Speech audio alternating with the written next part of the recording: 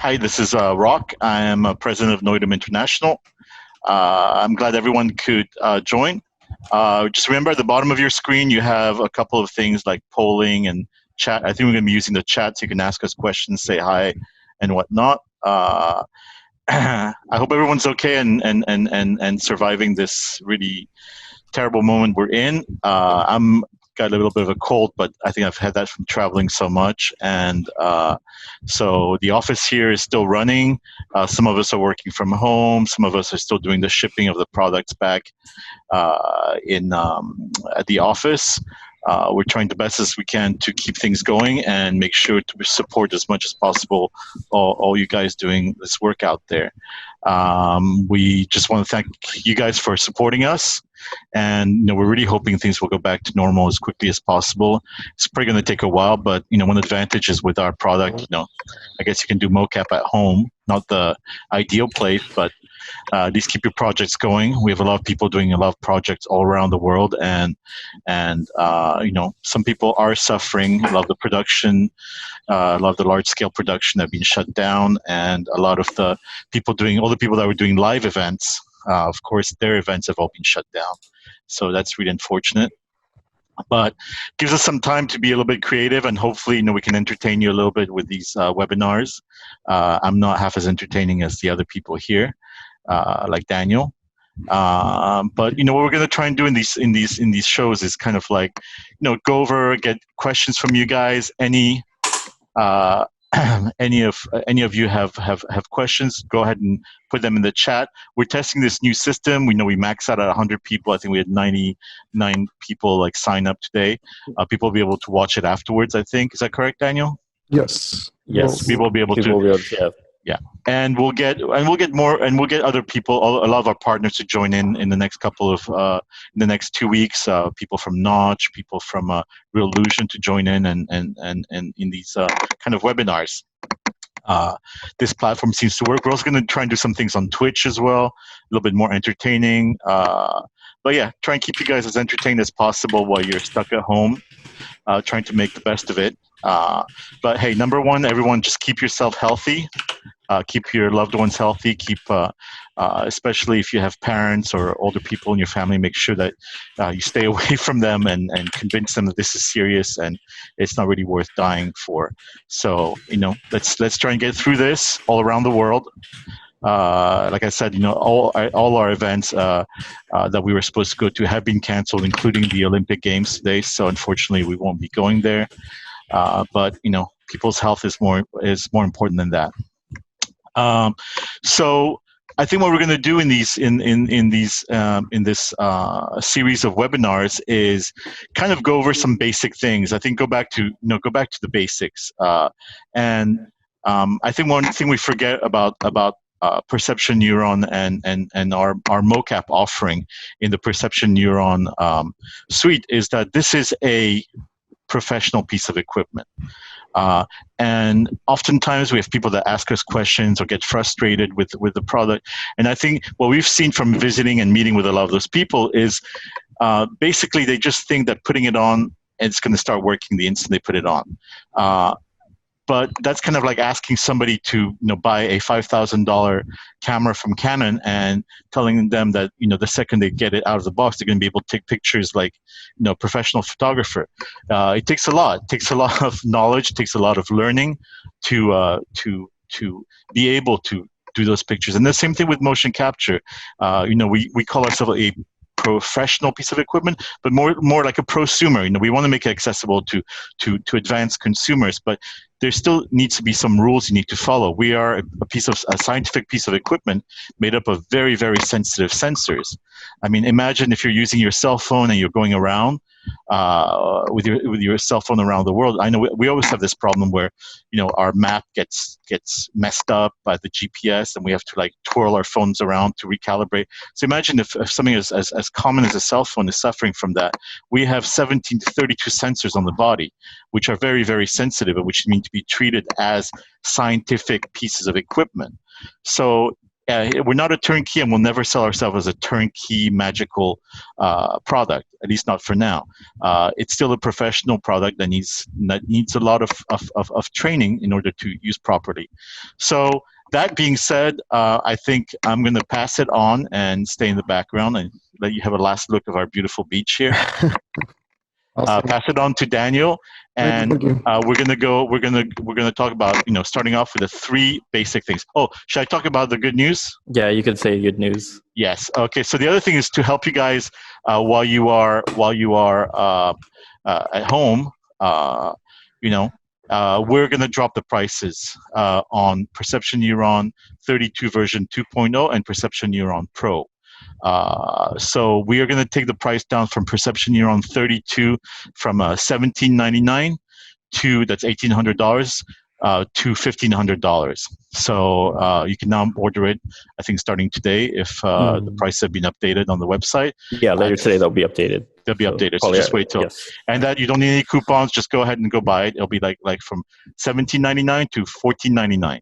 And on Pro, we're going to go from $34.99 $44.99 $44.99 to $3,999. So 4,000. So from 4,500 to 4,000.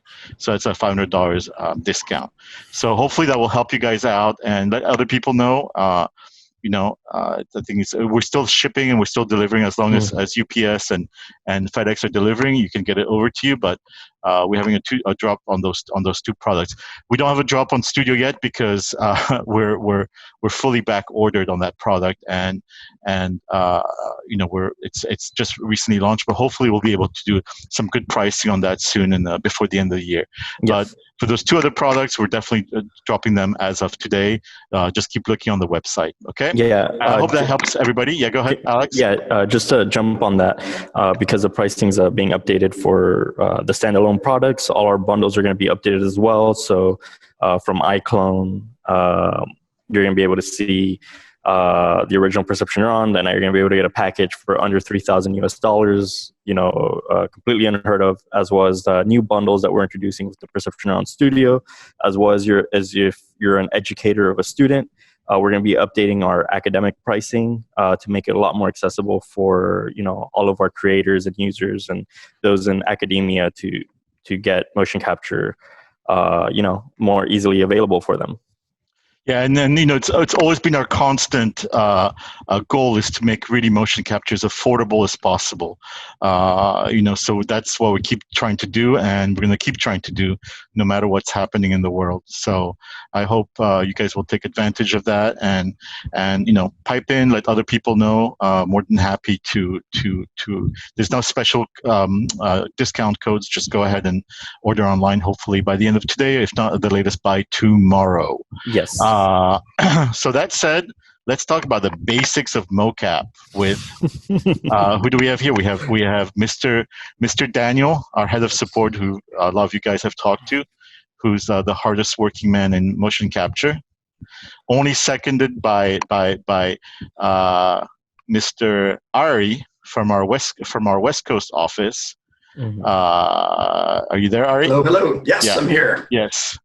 Who's also on lockdown. So all of us are in lockdown in various positions, various locations, except Daniel is in free to roam in our studio. So. All right, so while you do that, let me reclaim host. So somebody said you're great, Daniel. Don't tell him that he's gonna be so happy. He loves it. It'll go to his head.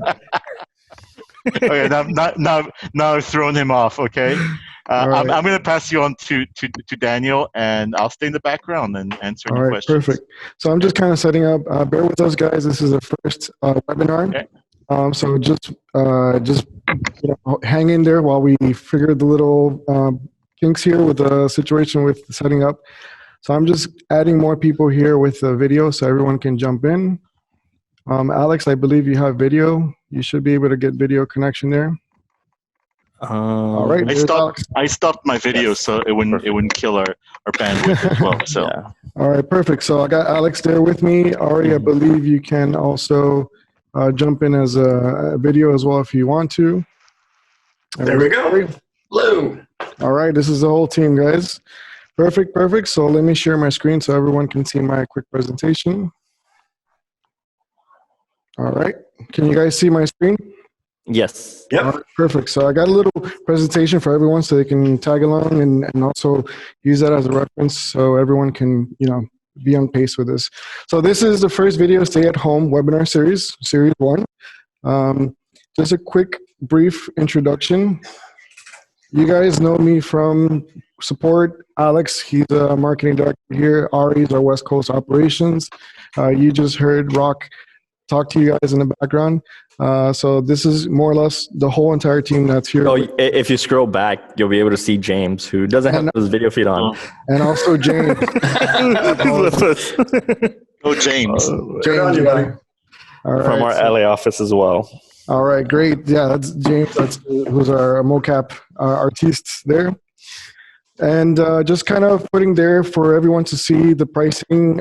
Perception Neuron 32 is 1,500. Perception Neuron Pro is going down to 3,999. Spread the word. Great news. And that's also going to go across all the packages on our website. Mm-hmm. So make sure you check out our religion bundles. All our bundles are going to be updated as well. So that's it's going to be ready for you guys. Yeah, that should be ready by end of day, the latest. So yes, perfect. Yes. So don't miss out, guys. So webinar rules and usage. You're welcome to put questions in the chat.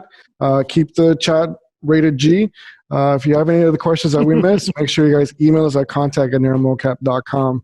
There's also going to be some polling questions there that we can also do. And let me see if you guys can check out this question here. I'm going to launch a poll, and I just want to know who are we talking to right now. So check your Zoom chat right now, and please fill out that quick poll. That's going to give me an idea of who are we talking to. There's so many names out there, and I want to see who's communicating with us. It's like watching a NASCAR race. I'm just watching the poll numbers move in real time. And the race is on. It's awesome. Very awesome, cool. Awesome. So we have a lot of novices, a lot of beginners, and good professionals out there. So that's good. Thank you for answering that quick poll. That's exciting. So let's go ahead and continue to today's webinar. And today's webinar is 3 essential keys to a better mocap. Let's see. 3 essential keys to a better mocap. Why did I put a Swiss Army knife? This is a must-have and to know when you're going to start doing mocap before you even start doing your first performance, before you start even doing your first recording. These are 3 essential steps that you guys have to know so that you can achieve the best mocap data out there. And just to reiterate with Daniel, we stress this a lot because it's so important, and Rock mentioned in the beginning, more often than not, we run into so many scenarios where the problem could be fixed so easily with just knowing what these 3 rules are. So paying attention to them, and this is the first webinar that we're doing, and we're stressing it again because it is so important. So with that, I'll just let Daniel continue on. So just go ahead and take note and share that knowledge with anyone else that that has a Perception Neuron kit. Great. So yeah, that's just reiterating, just stressing out the importance of this 3 essential keys. So what are the 3 essential keys? They are sensor placement, posture calibration, and environment. Those are the 3 essential keys that you have to understand before you do your first recording. And I'm going to elaborate a little bit more through this presentation so you guys have a better grasp and understanding of what we're talking about. When it comes to sensor placement, we want you guys to track your bone movement, not your muscle movement. So there's a couple of rules that you have to keep in mind. Don't wear loose clothing, secure the sensors on the body, place them in the correct part of the body. That's the utmost important steps that you want to do. Now, I do have a couple of slides here that are going to show you where the sensor placement must be done. Hey, Daniel, I think it's important to explain to people, like you just threw in there the bone tracking. So to be a little bit more detailed about that is the model that's being used to determine the body's movement is based on the solid part of your human body. And your human body is muscles, fat for some people, like myself, more fat than muscles, and it's really tracking the rigid parts of your body. So this, because that's the other things move, like muscles and fat move around, and you don't want to track you don't want to track that. You want to track really kind of a stick man. And it's important that these sensors be placed in a position where they move as little as possible. That means moving around, and as well as being as close to possible to the bone as possible. And this is why we have this kind of diagram where it shows you where to place them on the body. Right. So, yeah, of course, the sensors should not move. They should be placed correctly.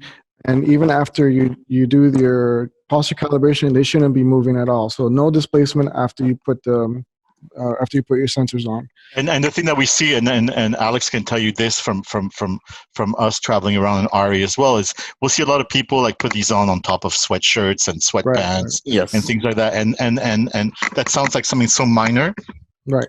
But that's it makes something such that a a lot huge of people, difference. it makes a huge difference.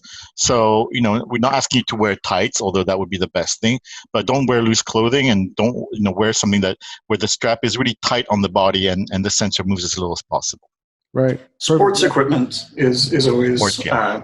Like whatever you wear to the gym or to work out, something that allows you to move freely, but also isn't baggy and loose where your sensors are going to slide off. Right. Yeah, I think one of the nice examples of this, or I'm thinking of an example, is like when you're looking at the traditional motion capture of an optical studio, the performers aren't wearing like balloon-sized suits with markers on the body, right? It's tight on them because it has to capture their movements accurately. So you want to try to limit the amount of movement that those markers are going to have on the body. Same with the sensors that we have on. We've done our best to try to secure those with the rubber that's on the body. We advise that you're wearing the system placing the sensors as close to the bone, least amount of muscle movement. Those type of things will improve your capture significantly.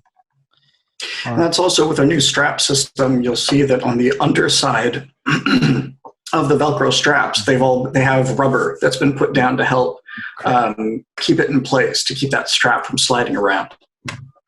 Right. Yeah, these are things that we've thought about, and I want everyone all our audience to pick up on this and consider all the areas that go into placing the harness and straps. So just going a little bit of detail into the sections of the strap. When you start setting up the strap system, we first start with upper body strap. That is of course, every strap is very important. This is one of the most important of all because that's where the hip sensor is, where the back sensor is, where the shoulder sensor is. I've seen a lot of users out there not use hip harness, and I'm emphasizing there. Make sure you guys use the hip harness. This is so important so that the hips. Daniel, what is the hip harness? Yes, show us the hip harness. The hip harness is It's the V. the hip harness is right there in front of you on the on the slide. On the slide. So it's basically what's holding your hip. It's the strap that goes around your hip, and there's a hip harness that goes under your pelvic area. Could you turn it around for us, Daniel? They're underleg straps. Yes. Can people see can people see Daniel's video? Yeah, he should be live right now. Oh, but he's sharing his desktop, not his. Oh. Yeah, it's let's see if. They can see both. It's just I think your computer screen is maximized. Yeah, it's the computer screen. Let me. Well, and let me add about the hip harness, the crotch thing is the most important part. Is you see that sensor right on the upper part of the butt. That is that is where all the calculations are done on the body. So it is very, very important to have that as stable as possible. Now you'll notice a lot of people might be wearing a belt, and they get stuck between the upper part of the belt and the body. And what happens with the belt is when you do, for example, the S pose, the sensor moves around and it clips over, and that's basically giving you really bad calibration. So you got to make sure, like right there, what Daniel's doing, you see it's not really moving around. It's being very stable in the space. So make sure that that one is as stable as possible. Avoid wearing a belt. Avoid wearing a pair of pants with a really thick, I'd say waistband on it. Right. And if I can add in, the majority of tech support that we get with people saying that the legs don't look good or that the feet aren't moving and walking properly, every time that, especially with dancing or any type of extreme movements like martial arts, every time that I have users send me video of their performer, I would say 85% of them are either not wearing the proper clothing or they're not using the underleg straps, which really lock in that hip sensor where it needs to stay. That hip sensor has a tendency to, instead of sitting on your coccyx bone, it'll slide up into the middle back of the performer where it's no longer tethered to that bone. It's not being held in place, and it's more in the small of their back, and it's wobbling like this. So you get a lot of extra jitter and vibration if that hip sensor is not accurately placed. All right. Thank you guys for adding into that. Going along next is just showing where the hip sensor goes while we were talking that. Just keep an eye on that sensor in the hip portion. Now let's move on over to the shoulder sensors. You guys can see the shoulder sensor placement that I have here. The shoulder sensor placement has to be on just above the shoulder blade, not on top of the shoulder, not in the front. You want it to have a little bit over on top of the shoulder blade. You guys can add on to this if you guys want.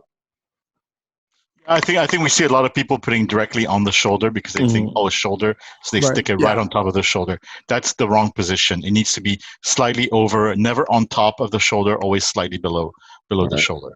The reason for that is just it gives you the most amount of movement. If it's on the top of the shoulder, right on that clavicle area, you're not going to get any movement from the sensor at all. Or you can add right.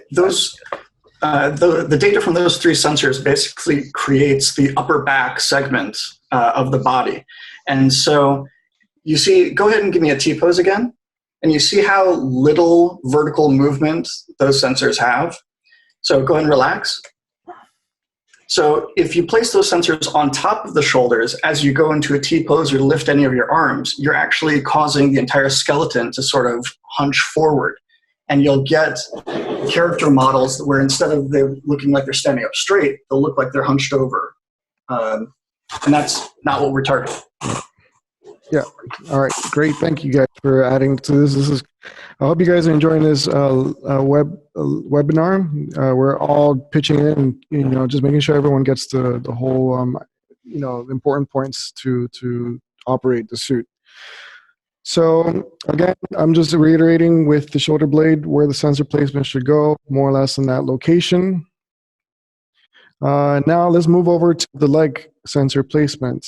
You can see here that the leg sensors are placed in locations that are not on a muscle. Essentially on the thigh, we're putting it facing, let's say you're facing forward, the sensor will be facing the opposite side on the side of the hip, side of the leg. Do you guys want to add more into that? Yeah, I was just going to say the easy way to remember this is to follow the seam of the pants. For example, if someone's wearing jeans or even some sort of slacks, you'll realize that your pants, I always say follow the seam of the pants. And on the thigh, it's kind of like the fat. You're not going to have any muscle movement there. So anything that's like jittery movement, so like running, stunts, for example, it'll prevent the sensor from moving, in an excessive amount.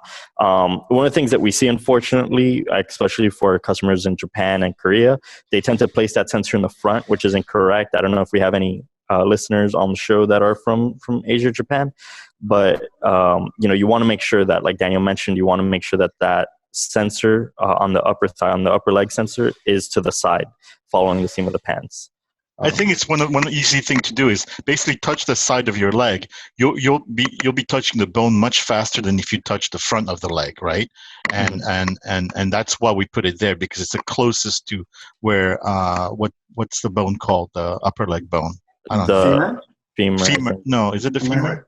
I don't know. We're not. We're terrible. It is femur. Thank you, We got femur. Thank you, femur. Thank you, Stephanie. Can we create a poll for that? Yes. See who was right. That's great, guys. Well, I like the it's best way into 3 o'clock and 9 o'clock. Yep, exactly. Somebody just said like 3 o'clock and 9 o'clock. Yeah, Yes. 90 degrees away, to the outside of the body. Yes. The other thing is with those thigh sensors, because the thigh is generally the largest muscle that moves during any sports, movement, dancing, that sensor is most prone to slippage. So if somebody's wearing sweatpants or jeans and the band is loose, then you're going to get that sensor to break free and drop. So the goal is to make it as tight as possible, but still make it comfortable for the performer. Like, we don't want their legs turning blue, but it's very important that, especially if they're doing martial arts or sports or any type of extreme movement, you try to make you lock down those as tightly as possible. Yeah, we see those slide down a lot. Like even during last time we did the dance with Jake, the dancing that slid down very quickly. And since people move around, especially if they put on top of sweatpants or anything like that, they're going to slide down very quickly. Correct. So tighten those on, glue them on. Yeah. No, don't glue them on.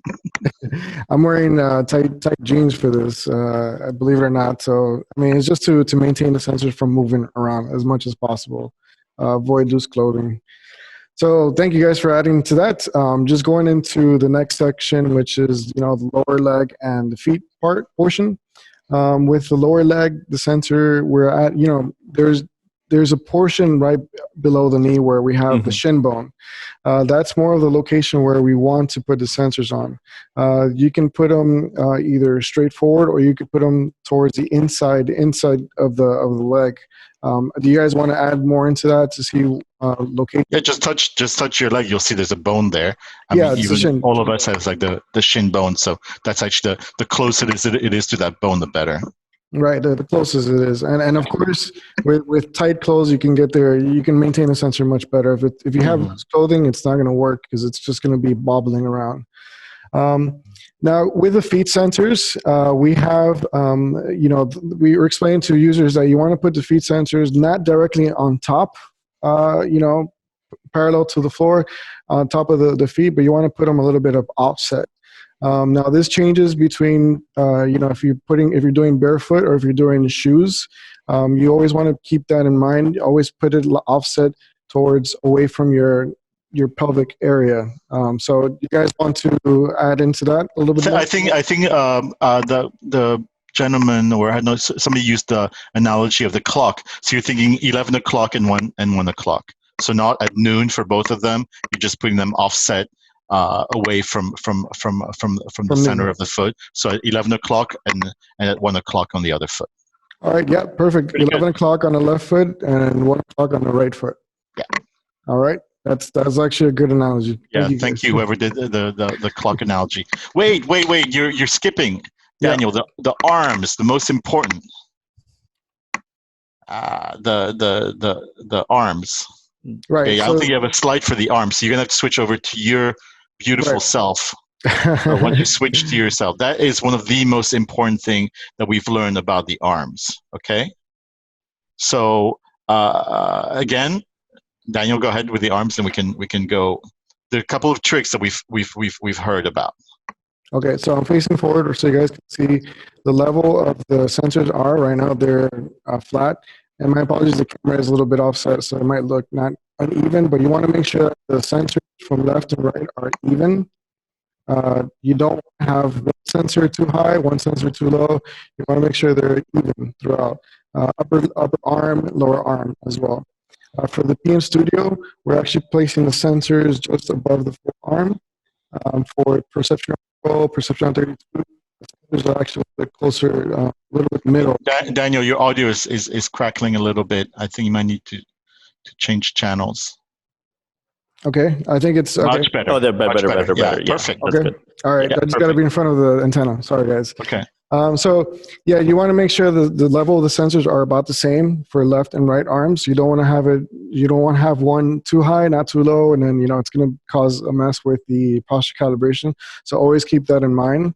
Oh, by the way, everybody, I think we forgot to mention this, but Daniel is wearing the studio suit right now. Yes. So that's why he's wearing the gloves and everything like that. But again, it's more or less the same thing, except for the lower arm for the PN32 version 2.0 and the Pro. It's the same thing. Now turn sideways. I think one of the important things that we found out from our team, and you're slightly off right now, but they told us if you really want optimal, that you really want to align all three sensors from the upper arm, lower arm, and the one on your palm.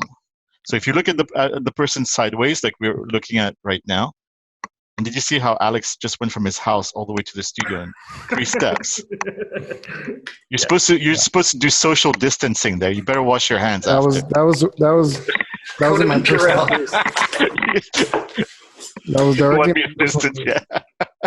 So to add on to what they're describing is the bicep, the forearm, and the thigh sensor should actually all be in a straight line. So can you guys see me? The whole. No, they didn't tell us about the thigh sensor, but they said it's definitely important on the upper arm, the lower arm, and then the palm. If you have the palm sensor on the hand, right now it's hidden in the glove. We actually see where the logo of Studio is. If those are all in line with each other, it's the optimal magical combination.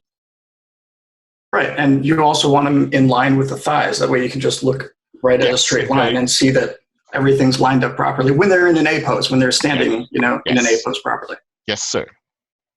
All right. So thank you guys for adding into that. So yeah, just keep in mind about levels and also placement on the arms and the alignments. And Mike Kelly is asking, so the bicep sensor is positioned outward, the same as the thigh? Yes.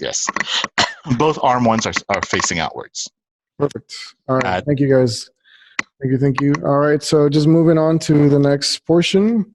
Any questions before we move on from anybody?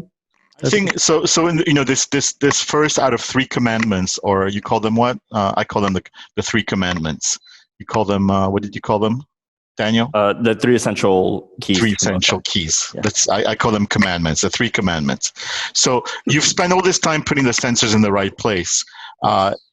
Make sure that they stay there. If they move, there's the biggest issue we have is people. The second they put a suit on, and you're about to start shooting, they'll grab their cell phone and want to take selfies. That's a no. If you want to treat this as a professional piece of equipment, once the person has a suit on, there's no playing with your cell phone, there's no fidgeting with the sensors or anything like that. If you fidget with the sensors, you're going to have to redo a posture calibration. There's no way around it, okay? There is a way you just get bad data, but the most important thing is these sensors are, think about optical suits. They have these little balls glued all over the body, right? And in this case, we want the same thing with the sensors. If they move, you're going to get bad data. And the more they move, the more you accumulate bad data. So hammer that into your head, hammer that into everything that you do. It doesn't take long to redo a posture calibration, but get the sensors in the right place, get them not to move, don't put anything in the way of moving them, and don't allow people to touch them or fidget with them. Right. That's one of the important things is performer management. If you're on a shoot or if you're working on a set, is that once somebody is suited up, like they said, make sure that they are far away from their electronics, that they aren't trying to multitask. You really want to be able to cater to the performer and make sure that they're comfortable, so they don't start fidgeting. A lot of times, especially with the V2 suits, you get performers that they'll pick at their gloves, they'll pick at their fingers, and then you'll start to see finger data isn't tracking as well as you go down if you're doing a long shoot. And so you have to redo posture calibration. So anytime that a sensor is moved or fidgeted with, you're burning time. And so you can also educate your talent as you're suiting them up the importance of doing a proper posture calibration and not touching the sensors. Right. Perfect. Thank you guys for adding to that.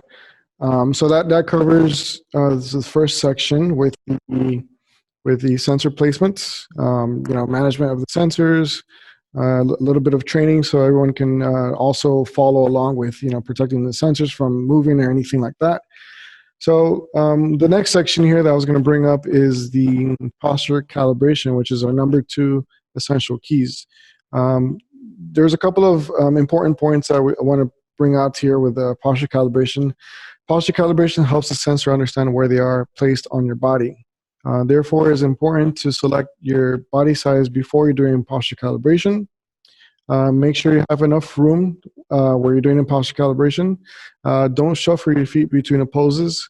Those are quite important points. And anybody else wants to add into that, guys? What I think, Alex and I travel a lot to these shows together, and I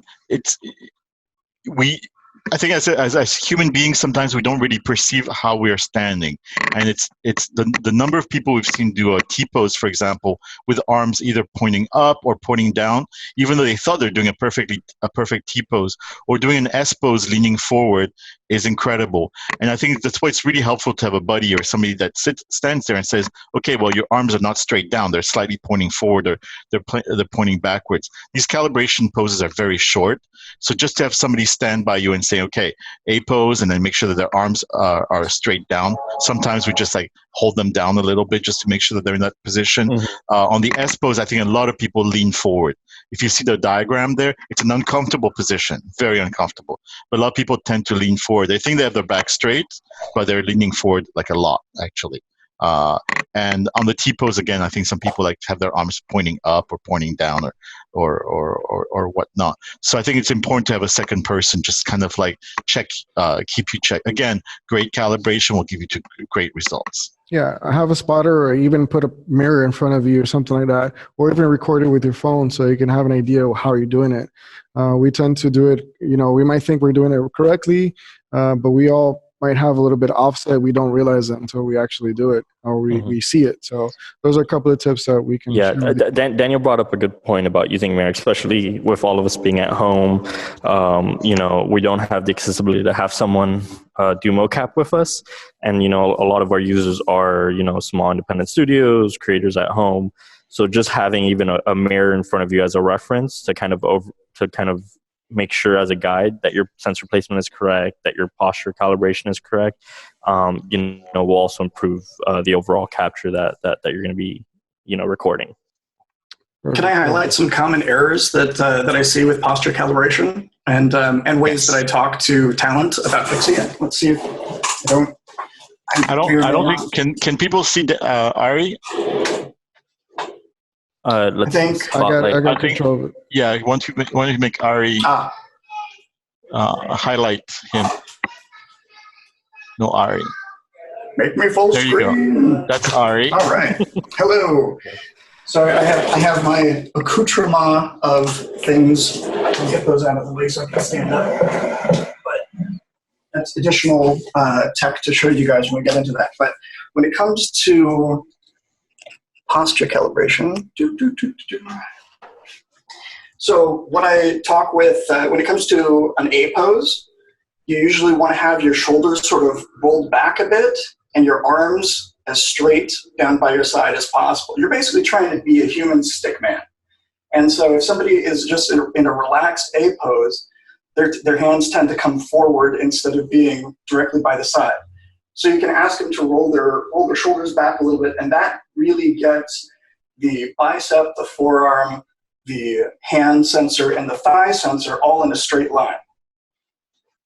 Yeah, but I actually just let me say one thing.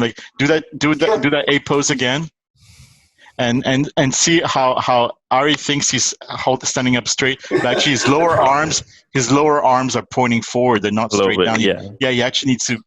You don't really realize. You don't really realize it. Oh, there's Kaylee Cat. Somebody likes your cat. Yeah, Kaylee Cat. Get up. She's ruining my A pose. The cat is spotting him. Yeah, I don't know if they're. Yeah, that's it. That's what I'm saying. Is people don't really realize that their body sometimes is not in as straight as they think. There you go. So right. Yeah. I got to suck that in. I know. Okay. And then another one with the T-pose. What I usually ask my talent to do is if they were to be standing in a T-pose and bend their arms, okay, your arms should go straight into your chest. A lot of people do a relaxed T-pose where their arms will wing up if they were to actually bend. So T-poses, and the other thing is make sure that the arms are level. A lot of times people get into a T-pose and they'll be standing like this. So that's going to make it so that their skeleton is not reading properly. Yeah. And with the S-pose, what Rock was describing is a lot of people, they'll do this. Yes. Okay, so they treat it like a yoga pose instead of just arms out straight and dipping their knees a little bit, trying to keep that as straight as possible. And keep your hands level with your shoulders. A lot of times when people put their hands out like this, they'll dip and they'll keep their hands at head height instead of at shoulder height. What Ari's doing right now, actually, what's really important, we went over this in December with the team in China. What's most important during that S-pose calibration is making sure that your arms, when they're stretched out, are parallel to the ground.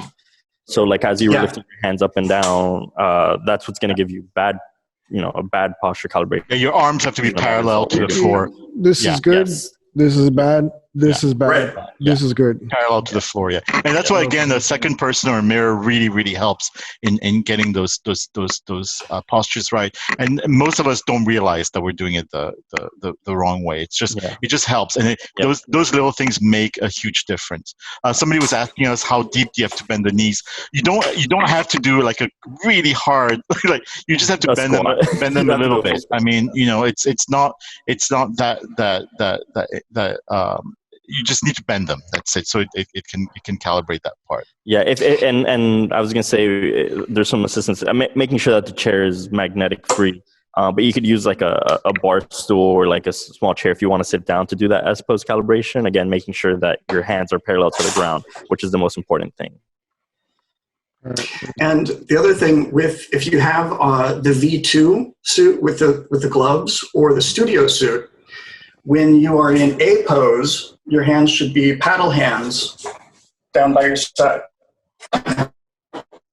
Oh, I think fingers. Yeah. We lost you, Ari. No, he's back. Just give it a few seconds. Okay, yeah, you're good. Okay, cool. Yeah, you're good. You're good. So for proper hand positioning and hand tracking, during an A pose and S pose, you have paddle hands with your thumbs brought in and paddle hands straight forward. Okay. For the T pose, though, your hand, you want the thumb to come out and down. Mm-hmm. So for the T pose only, bring your thumb out by about 45 degrees and down by about 45 degrees. Right. I was telling Mike was asking us online about some tricks for the glove and everything like that. We're actually working on a couple of new ideas, kind of simplifying things, and I think we can. One of the later webinars we do this month, we can show you some of the tricks. The hands are the most difficult part to calibrate, and this is why we're coming up with new options for people to do, and V2 version 2.0 might actually be a great candidate for using KT tape. I don't know if any of you guys know what KT tape is, but it's like what athletes use to support their muscles. It's very popular right now. Just look for KT tape online. It's like a bandage, like it sticks to the skin. And I think we'll do a little like 15-minute demonstration next time on using the V2.0 and KT tape, and show you if we can get some really good capture out of the hand by not using the glove itself, but using directly some KT tape on that. Yeah, Mike says I'll show you, because we're also coming up with another form of glove for the studio version, where the basically there's no glove; it's just the sensor sticking out from the box. Because we've had a couple of professional companies ask for that, and we've been testing it out, and it looks really, really good. Now it's annoying because you got to put KT tape, but if you're a professional, you really want to get as good as possible in terms of the capture on the hand, then that's just very little to do on yes, it's on kinesio tape, right? Or Yes, Yeah. kinesiological tape. You can buy on Amazon. You don't even have to buy the KT, which is a branded, which is expensive. You can buy some of the other ones. And why are we promoting Kaylee Cat's Instagram?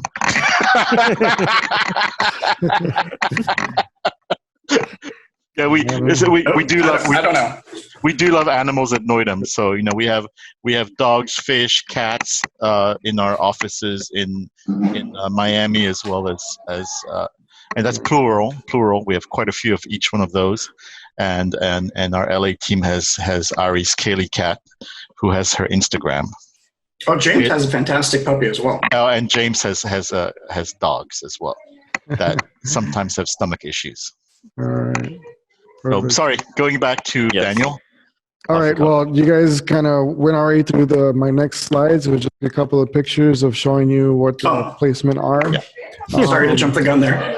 It's totally fine. This is just a visual representation for everyone can see. We're not good looking. We're not models. This is more or less of what's going on with the A pose. Stand straight, arms pointing down with your palms facing to your body. Feet must be parallel to each other. During each and every pose, ATNS pose, don't shuffle your feet. Keep it, once you put your feet on the ground and parallel, you're going to lock it down for the ATNS pose. Going to the S pose, and I know we're just explaining what the S pose requires. Crouch down, make sure your legs are not open or closed. A lot of people like to, it all depends on our dimension or our body. Some people crouch and have their legs open or two in. You want to make sure you basically have like a flat plane from your hip rotation to your feet end of the floor. So those are things to keep in mind. Hey, Daniel, on that picture, I don't know if it's the angle, but her position on the arms are wrong. And I think that's good to point out that she's not. She doesn't look like she's parallel to the ground. She looks like she's slightly holding her arms up on that. Yeah, it's goal. My apologies, guys. Yeah. So the arms must be in the same height, parallel to the ground, and palms facing down. As we explained, just bend your knees slightly, and arms parallel to the ground. The T pose, stand straight. Already explained, what to do. Rotate your arms, and just to make sure that you have that clearance to do the T pose. PN32, PN Studio have different requirements because of the thumb.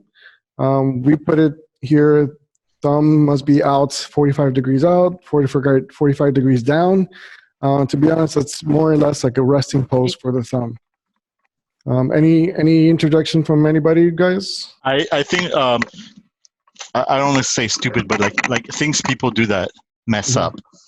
The biggest thing is we see a number of people, and these are things that you don't even notice unless you're looking at your performer. They'll move their heads between each pose because they got distracted by somebody. Somebody said something to them. They turn, so they're doing ATS, and then they're like, "Oh, what do you say?" And they move their head. And then you don't notice that. Also, people will shuffle their feet between each poses. They'll reposition their feet. You cannot. Your feet have to be planted on the ground and not move during the three poses. You cannot shuffle them. You cannot move them to left or right or anything like that. They have to be static on the ground for all three poses, or else you have to redo your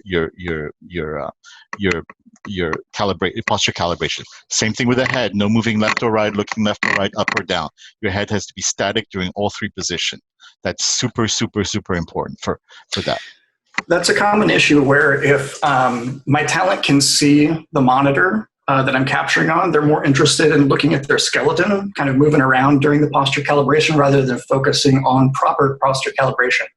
So if you can, don't let them see your monitor while they're going through that phase, and you'll get much better data. Because a lot of times they'll try and steal a glance, but their head will end up rotated or up and down.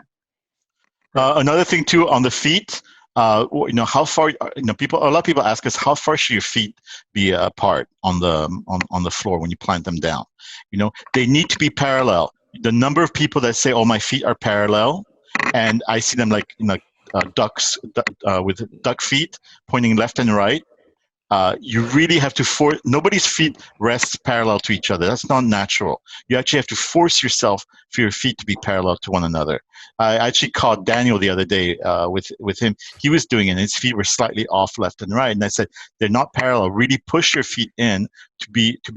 It's unnatural and it feels uncomfortable as well. So you have to be parallel to one another. Yeah. It becomes more apparent when somebody is flat-footed, because a lot of times when somebody's flat-footed, they might think they'll be pointing forward, so they can't tell. So that's one thing to keep in mind. It's always good to have a spotter. Just look at yourself through the mirror just to make sure you have your feet pointing, parallel forward. Okay. And on the thing about how far apart your feet should be, we've heard everything from shoulder width to hip width. There should be hip width. However, this is something that's very important about calibration. Calibration is not an exact science. We have all different, we emphasize the most important thing also at the very beginning. Make sure you put the preset for your height and your gender. That will already help a lot. But people have different, not everybody's built exactly the same. So you might have to do the calibration with your feet hip width apart. And then when you finish your calibration, try and put them together. And if you put them together and you see on the model that they're crossing over, that means you might have to bring your feet further apart or closer together, for your particular body type. So again, these are not exact sciences. Same thing with the finger, and that's why I think we can do another episode on the fingers.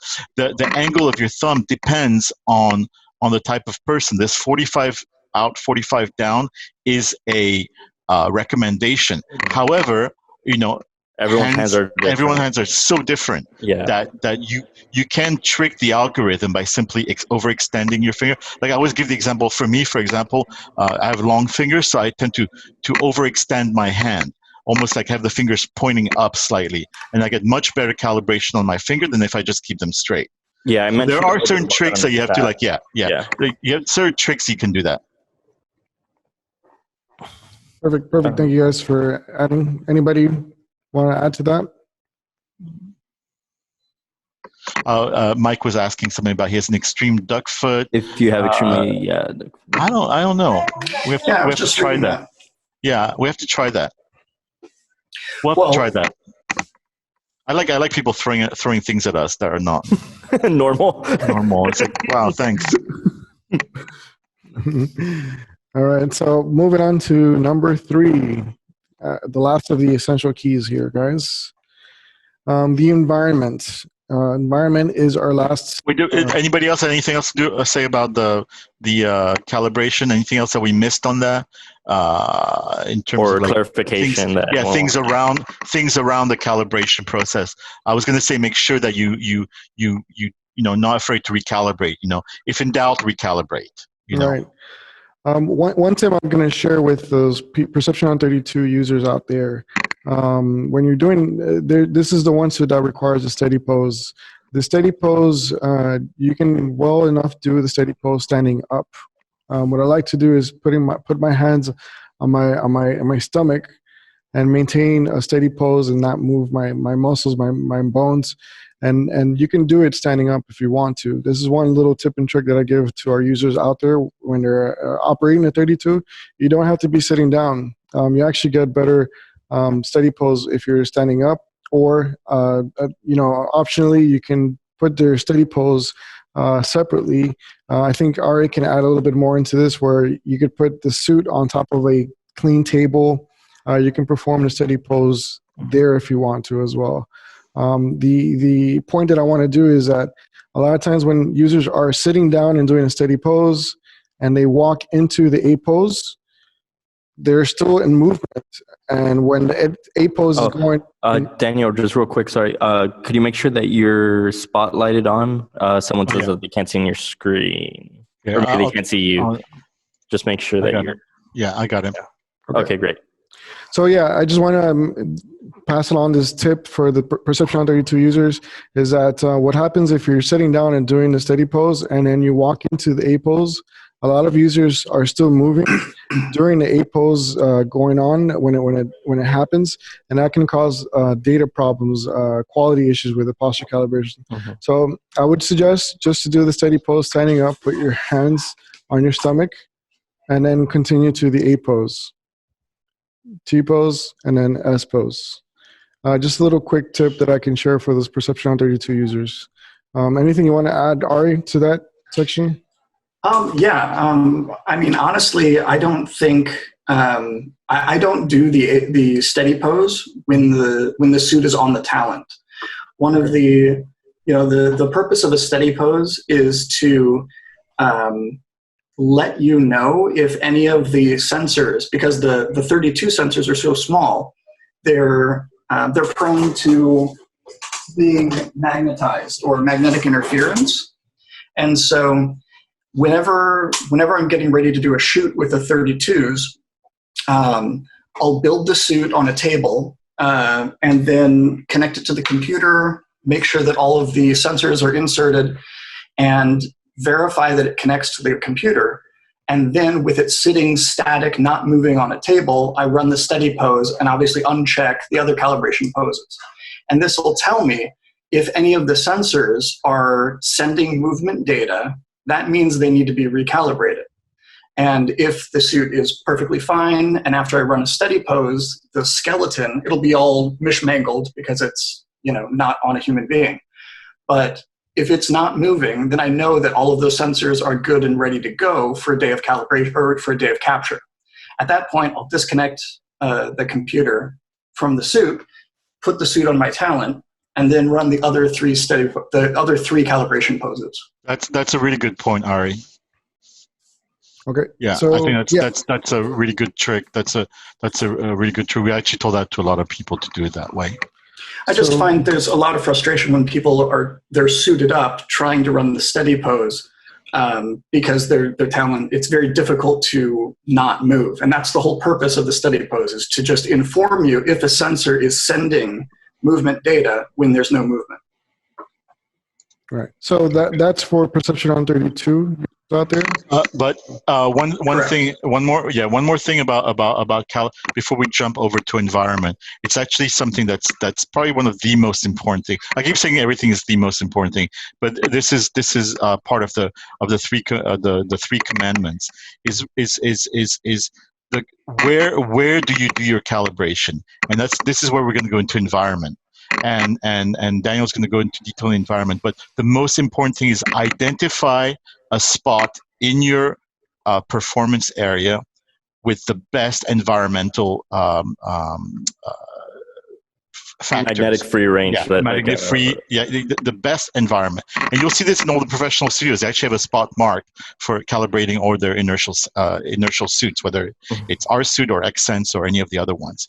And it's an area that has natural magnetic magnetic field, which Daniel will go into this.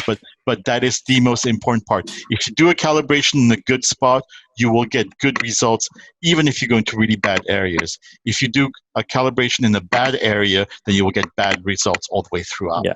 So that is very important. Yeah, I just wanted to mention something really quick in terms of the posture calibration. There's a lot of you who have the old the Perception Neuron 32 and Perception Neuron Pro.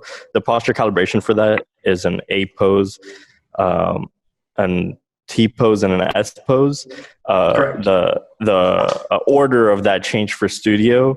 So now it's an A pose, S pose, and T pose. It's just a note. It's still the same postures. It's just the order of them is different. The reason for the studio version being different is that it has to deal with the algorithm to give you a better capture. So if and when you guys are currently using or plan to use the PN Studio, just make a note of that. Nothing's changed other than the order of the posture calibration. Well, if I can add on to that, the other benefit of having the postures change in their order for studio is when you're capturing in a studio environment, with multiple actors, you usually start all of your takes in a T pose. Mm-hmm. So with the posture calibration, having the T pose last in line, as an operator, you can immediately hit record and begin your take rather than calling for a second T pose. Great. Yeah. Very, very good point. One other thing to add, and I just wanted to highlight this, I think we need to go back a couple of slides to the number 2, but with posture calibration, we didn't really cover body size management. So it does say select the body size prior to initiating the posture calibration. Right. And what that means in the Axis software, the body size is all measured in centimeters. And it comes preloaded with a whole scale of male and female average body types. For the most part, you're able to just ask somebody, okay, how tall are you in centimeters? Or, ask Google. That's what I always do. And it says, okay, so somebody who's 6'1" is approximately 185 centimeters. And then you can just grab that from the drop-down menu for almost all of your captures.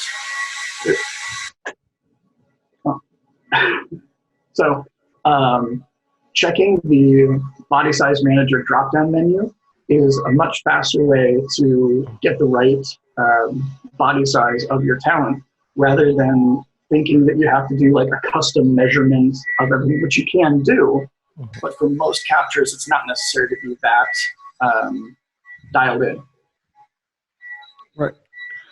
Yeah, if there's any questions how to do, where the body size location, you can check out the manual. We do have, instructions of where to find the body size profile selection. So we can connect after that through via email if you have any other questions.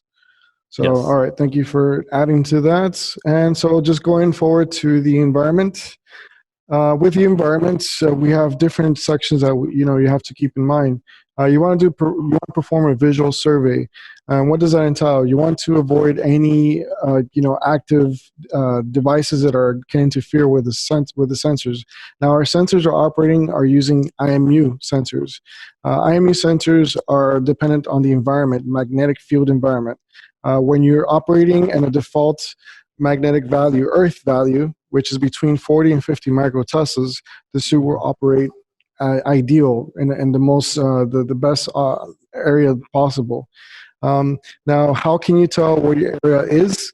You can actually download the magnetometer app on your app store. Most of them are free on the websites on your phone. You can download that, and that will do is give you an engagement of what's your environment area is, your value. So between 40 to 50 is the default magnetic value. I believe Rock and Alex here have found a website that can tell you in the world location what is the actual default value. It fluctuates between 40 and 50. The default value here in Miami could be different from in California, and it could be different in Japan. So there is an app out there that can tell you what is the Earth's default magnetic value. Yeah, I think just to add on to what Daniel's saying, and he keeps going back to default, what's really important about this is making sure that you're not looking for the lowest magnetic environment. So, one might look for, let's say, you get an environment that's like 10, 20 microteslas, for example. That's not necessarily going to give you the best results, even though it's lower than 40 and 50. Again, you're looking for the Earth's natural magnetic orientation or magnetic field. And so depending on where you are, you want to try to find that ideal location, and that's going to give you the best results in terms of environment gauge. I'll put a link once the cat gets off my keyboard. All right. So yeah, those we have tools on our pocket that can help us gauge what the area is, and also do a visual survey. Visual survey is don't operate next to a monitor. I'm actually about 10 feet away from the monitor behind me. I'm not gonna be operating near a speaker. I'm not gonna be operating on top of a laptop. A lot of Perception 132 users complain about finger drifting over time. And I find that a lot of users are operating, the keyboards or laptops with the gloves and sensors on them. This is not advisable. You want to have the sensors in good working order and operate away from that. what I like to do is you can have, we recommend to have a secondary person to help you out operate the software, execute the connection of the suit, do the calibration, and do the recording. So having a second person on board to do that is good. If you by any chance don't have anybody to help you out, then use a wired keyboard or a wired mouse. But definitely don't use any, wireless anything like that that can interfere with it. It's so important what Daniel just mentioned, especially when he's talking about the fingers. For those of you that are PN32 users, I'm sure you've gone through the troubles of having to recalibrate those sensors, and that's being done individually. And we know how tedious and annoying that can be. So try to put yourselves in a position to best, put yourself in the best possible position for capturing results, environment, anything in general. So avoid touching the keyboards, because the sensors, unfortunately, on the PN32 are more sensitive than the sensors on PN Pro, and even more sensitive than the sensors on PN Studio. So put yourself in the best possible position to capture and the best possible results that you're going to get by avoiding those scenarios, by having your performer touch your phone, operating the computer by yourselves, just little things that will improve the overall capture. And I keep going back to that statement because it is so true. All right. Can I chime in? Yep. A couple of things that can help is if you're doing solo capture and you do need to operate any electronics, try to take the gloves off, and then you can just Velcro them to the upper body harness, and that frees up your hands so that you can go ahead and do what you need to do, and then put the gloves back on and go to work. Same thing if your talent needs to take a quick break, or if you're in a downtime and they want to have a snack or something like that, it's always best to pop those gloves off and just Velcro them to the upper body harness.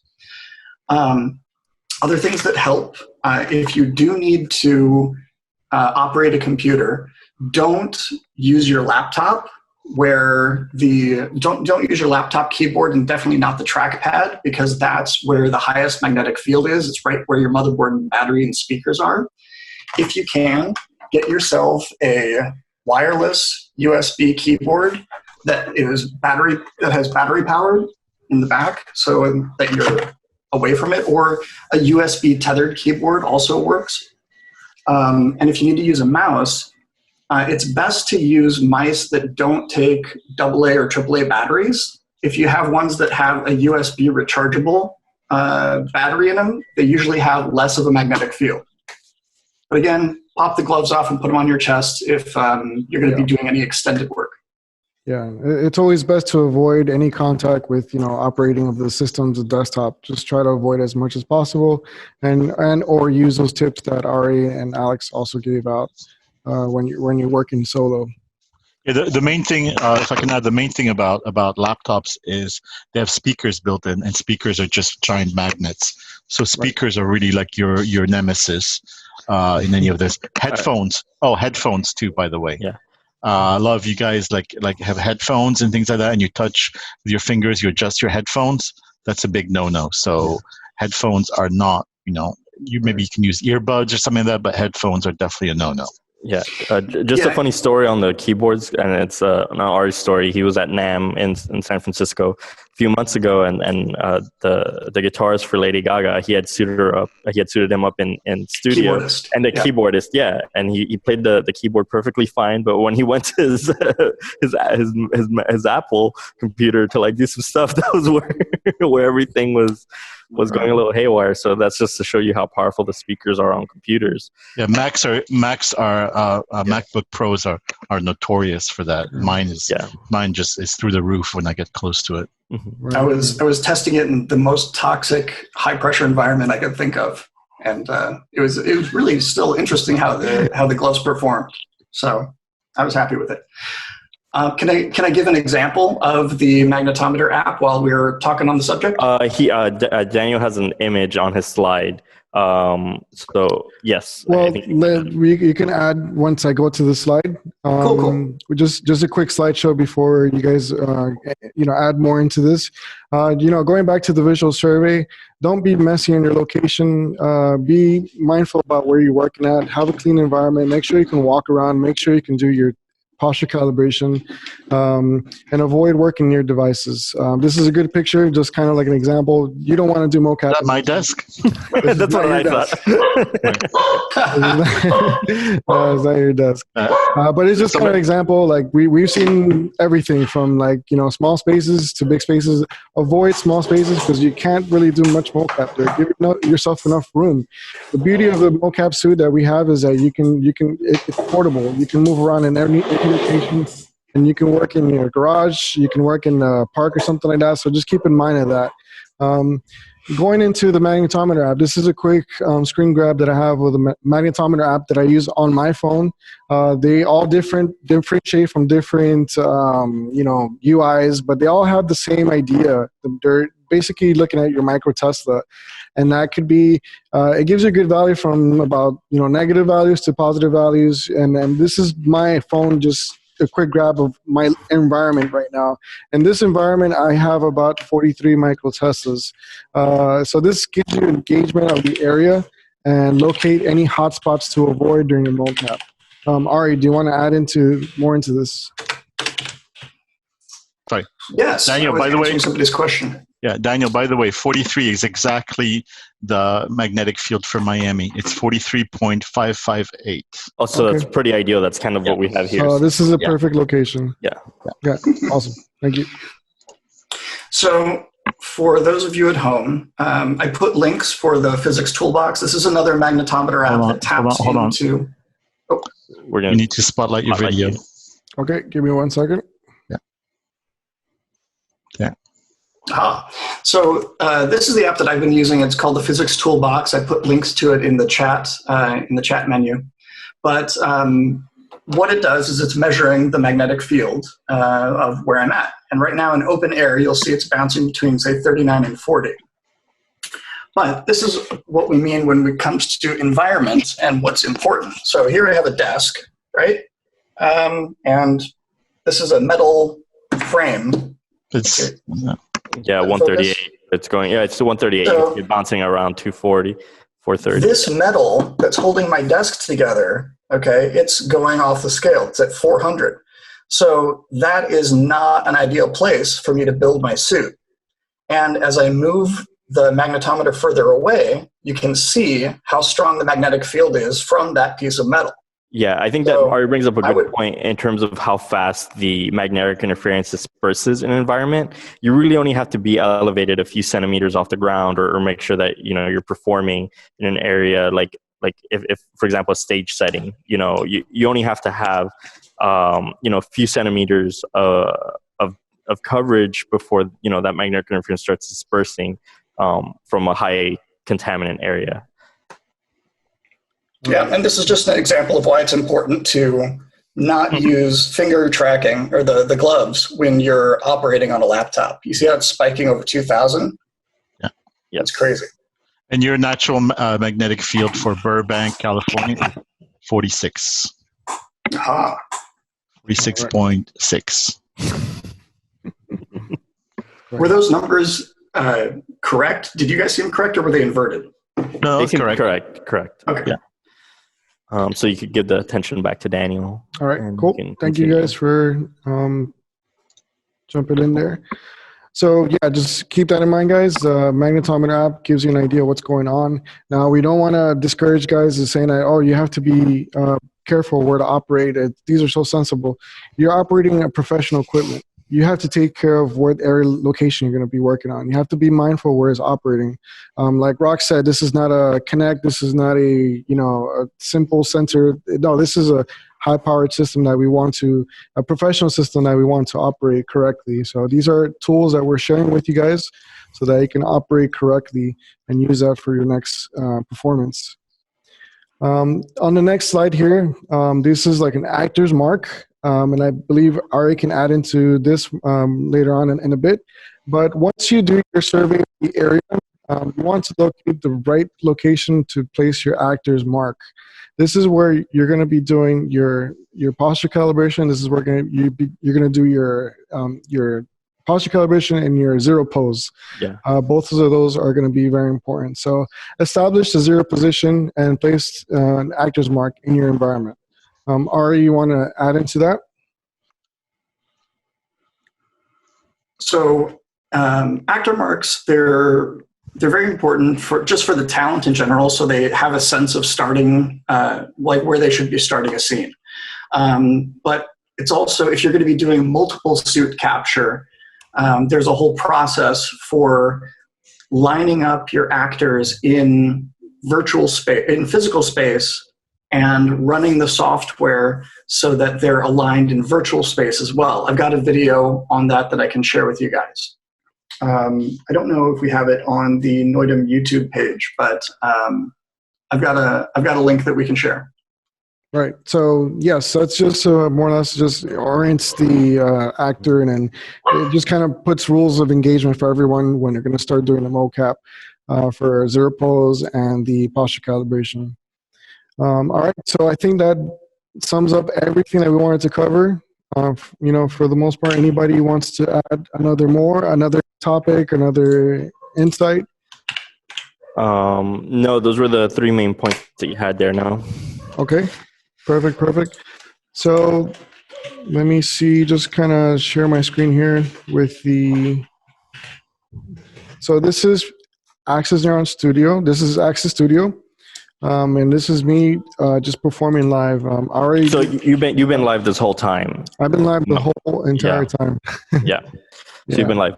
For those of you that haven't seen the studio software, and Daniel can go into this a lot more, and we'll dedicate an episode more in depth to studio and how it operates. But you can see the UI is different from the previous versions, updated robot as well. Some of the things that you're seeing on the top right hand corner, for example, the device list, this is your receiver, gives you the color of what the sensor is, the frequency that you're on, which is important.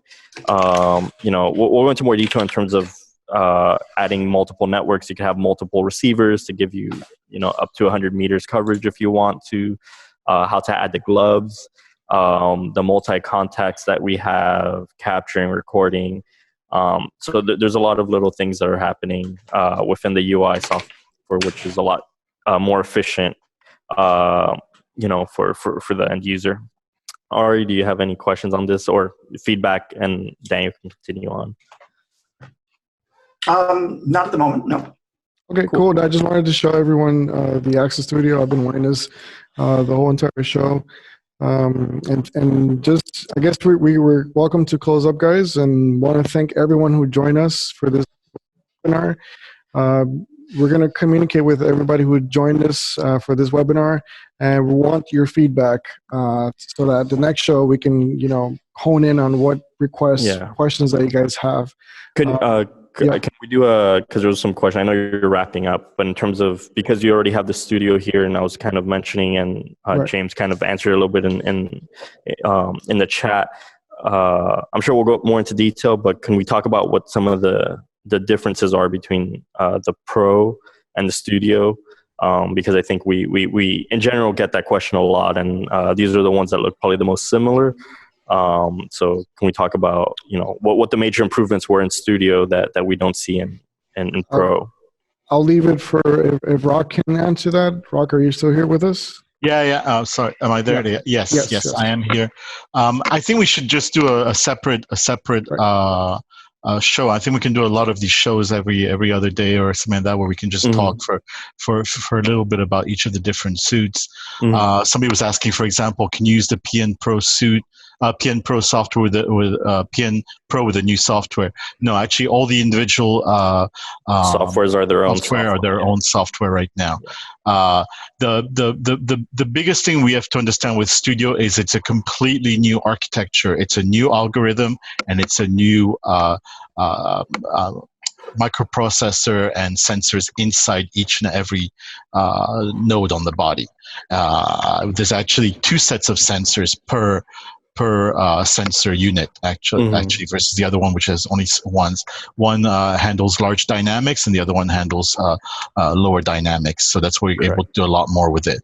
So it's a very, very different system, and that's why we had to do a completely different software. Also, because in the next couple of weeks we'll be showing you the evolution of that system. And with the hybrid, and that's that's about all I think I want to say right now until we dedicate a show to that. I think we need to dedicate a show to the 32 because there's a lot of people that are interested in a little bit more details. And yes, I think the recordings, Daniel, where will the recordings be available after? They'll be available on YouTube. We'll post it up. Yeah. Okay, great. Okay. Yeah, and I think if we can do a lot of these like shows and everything like that, let other people know. I think we have a maximum of 100 people for each show. I think it's we got quite a lot today. Yeah, it's. I think this is the most important thing that we went over the basics on this, and we're going to review all the questions that you guys put there and make sure that they're answered in the next show. And I think most of you guys are stuck at home or in an office somewhere. So we'll try and entertain you as much as we can without making this like a 2-hour long podcast. Yeah, apologies guys, but wait, Ari has without doing shameless plugs for our at-home animals. Daniel, a question in terms of how can people get notifications for any future webinars that we're going to be doing? So follow us on Instagram and Facebook. We're also doing newsletters as well. So just be involved, and we're going to be showing all those, the next up-and-coming webinars. And we're going to give out little description titles, what they're going to be about. So that's where we're going to be showcasing them, promoting them. What's the other thing? Okay. And I think we'll also be able to reach out to everyone that was on today as well. Just a recap, I think we want to kind of break down because it is a 2-hour long. It's almost an hour and a half long webinar. So I think we'll condense that on YouTube to make it easier for people to kind of find the information that they need. Stop screen sharing, Daniel. Wait. That they need. Wait. Yeah, look. That's our office cat. She's crazy. She's psycho. So before we carrying everything around behind. Before we close, I'm going to do a quick poll for everyone that's out there. I want to know if you guys own any kind of motion capture suit. So let me know if you guys own any motion capture suit. So go ahead and answer a yes or no, just so that we know who we are dealing with. Awesome. Thank you. Wow, that's like a race. Yeah. That is great. All right. Thank you so much for everyone joining us today. We will post this very soon on YouTube, and hang in there. We're going to be posting more webinars out there. I think that's it. Yeah, everybody stay safe. Stay healthy. And we'll see you in a couple of days. And let us know also if this is the right time and everything. And Yes. for us to do this, we're trying to cover Europe and the United States on this, which are the two areas that are on lockdown. So yeah, let us know your thoughts. Everyone, stay healthy, stay safe, and thank you to everyone. Thank you to all our panelists, and thank you for all of you that joined us today to listen to us talk for a little bit. All right, guys. Everybody, be safe. Thanks for everybody for working from their homes. Take care out there. Bye from Miami Beach. Bye. Cheers. Bye from LA. Adios. Adios.